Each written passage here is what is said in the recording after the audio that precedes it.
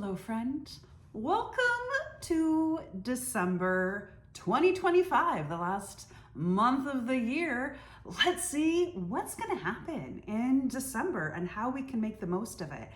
Every month, I check in with my guides to get a feel for what the energies are at play and how we as souls wrapped up in these human bodies can make the most of those energies so that we can evolve our soul, so that we can grow.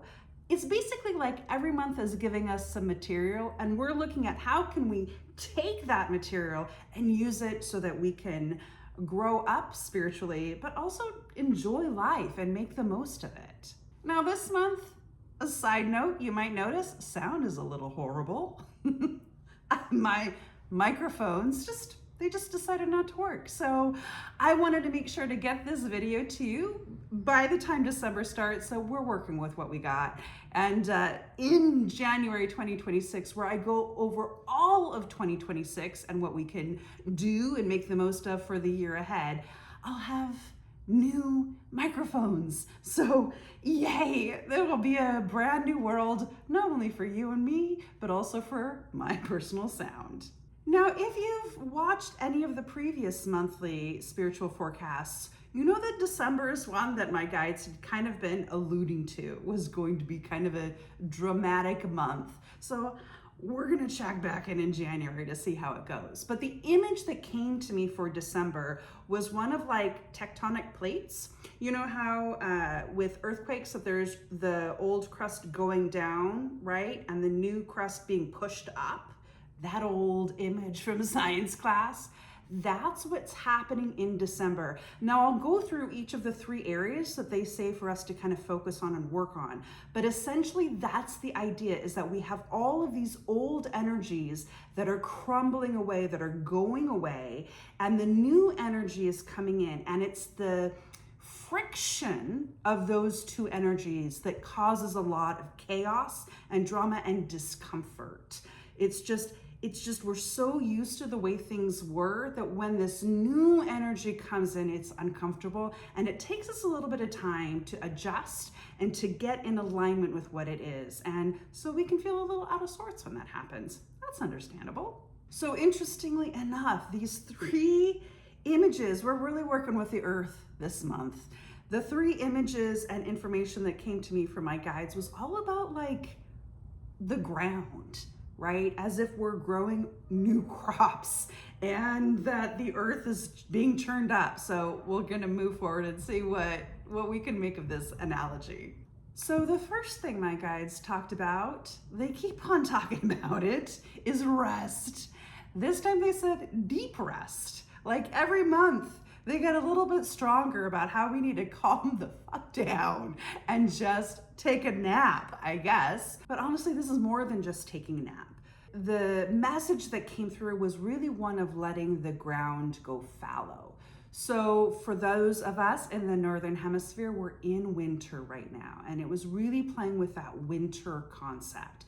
This idea that everything kind of needs to die off and those nutrients come into the ground to seep in, and so that we can get restored, we can get healed, we can get time to just let the earth return to itself.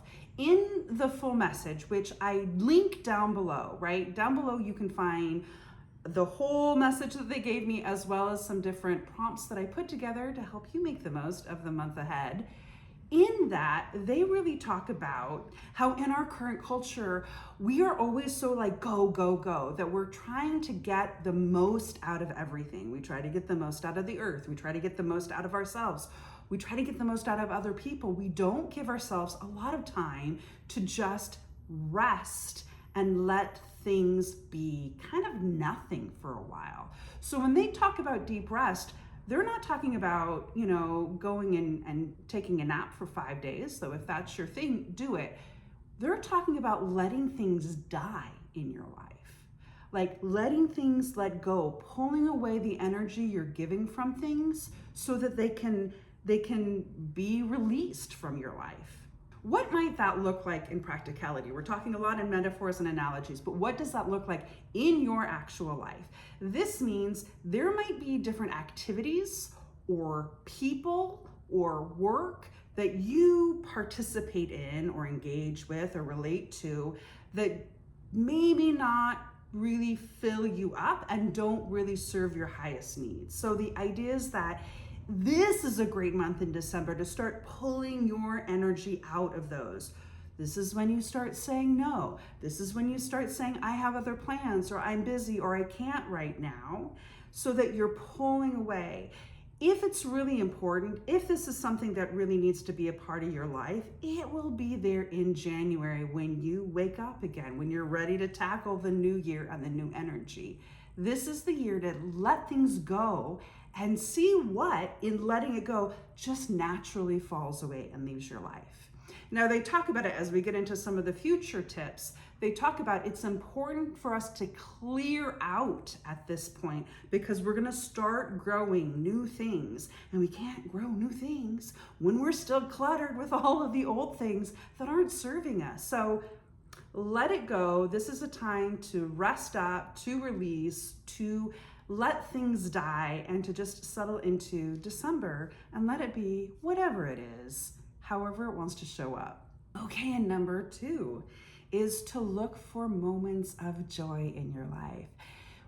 The image that came through was one of the night sky and the stars. They talk about in times when it's really dark, which is what we're experiencing right now, things feel kind of murky and yucky and uncomfortable as we have all of this old energy, which has not cleared out yet. All of this old energy can be a little discouraging at times, seeing the things that are happening in the world that bring us down, or even in our own personal lives that just aren't what we want them to look like. It is in the darkness that we look up at the lights. We look up at the stars. We look up at the possibilities and the endlessness of the universe. So it is in the month of December that you need to be looking around for what are the stars in your life. Where do you find joy? Where do you find hope? Your attention is super powerful. It's like water. It's like energetic water, right? For whatever it is you want to grow. Where you place your attention, you're watering that with energy. So as you place your attention on things that are negative, you're watering that. We don't want that, right? We don't want that. We want to grow hope and joy in the world. So it is in the month of December that you have the opportunity to really focus in on what brings you joy. And this might be a little thing. It might be a croissant you get with your coffee. It might be a wonderful joke you shared with a friend. It might be a present that you got from somebody as we're entering in the holiday season. Whatever it might be, focus your attention and your love and your gratitude towards those things. It is through focusing in on those things that bring you joy that you are channeling joy into the world. If you are wanting to participate in building the new earth that's coming in, it is through bringing joy in your daily life in small ways. You're bringing more joy into the planet. You're channeling that energy into earth and you are seeding it, right? You are seeding that in the world and creating a new reality through that. I have to read exactly what they said in the message because I just thought it was really beautiful. Shift your gaze to that which brings you happiness and the world will blossom. Sometimes they say it a lot better than I can. That's why I have it all typed out that you can read on your own. But I loved that. Shift your gaze to what brings you happiness and the world will blossom. Okay, and the third thing that we can focus on in the month of December to help with our soul evolution is to find your thing. That's what they said. Find your thing. What they talked about was like finding hobby or a creative activity or something that you love to do, not because you're getting some sort of reward, not because other people expect it of you, but it's because it's something that really fills you up and brings you happiness. By engaging in whatever this is, that's a way that your soul, your unique identity is expressing itself in the world, or just enjoying being in physical form. Like it could be knitting, it could be cross stitch, it could be a podcast or a YouTube channel, it could be a book or a poem, whatever it is that you are getting into the act of creation, getting into the act itself is what is key here. It isn't about the product. It's about the doing of it. It's a muscle that you're using to be able to create something new in the world. And they talk about this muscle is really important when we talk about what is about to come, the world that we are about to enter into. So if we're going with the earth analogy that we talked at the top of the conversation, which is like you've got the earth going fallow, right? You're letting things die off. You're taking the water of your attention to water what you want to grow. Then engaging in these creative pursuits, whatever they might be, where you are literally creating something in form. This is planting the seeds. These are the seeds that are going to grow new plants in the next cycle, right? So what is it that you love to do? We all consume a lot, right? We all watch a lot of YouTube or on social media or read or watch TV. Most of us consume a lot. Now we are being called to create. That seems to be what is coming up in 2026 and perhaps the years ahead, is that as we're letting go of this old energy, and we need to start bringing in what the new energy is. So pick up that craft, those watercolors, the haiku that you loved to write when you were in high school, whatever it is. Brush that off in December, in some of that time when you have those quiet moments because you've said no to people and said, I don't want to hang out in your drama right now. Get back to whatever that is that brings you a little bit of peace and happiness and joy, and spend some time on that.